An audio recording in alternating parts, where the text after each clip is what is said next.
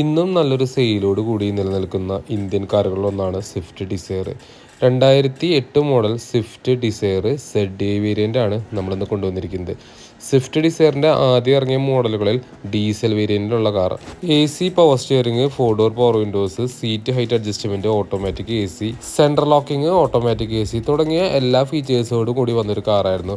അത്യാവശ്യം നല്ലൊരു ബൂട്ട് സ്പേസും വാഹനത്തിൽ പ്രൊവൈഡഡ് ആണ്. പാച്ച് വർക്ക്, റസ്റ്റ് അങ്ങനെയുള്ള ഇഷ്യൂസ് യാതൊന്നുമില്ല. നല്ല നീറ്റ് കണ്ടീഷൻ തന്നെ മെയിൻറ്റെയിൻ ചെയ്തിട്ടുണ്ട്. വാഹനം 3rd ഓണർഷിപ്പ് ആണ്.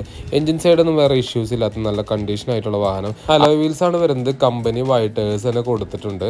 1,47,000 കിലോമീറ്റർ ഓടിയിട്ടുണ്ട്. പ്രോപ്പർലി സർവീസ്ഡ് ആണ്. കമ്പനി സ്റ്റീരിയോ തന്നെയാണ് വരുന്നത്. ഓട്ടോമാറ്റിക് AC വർക്കിംഗ് ആണ്.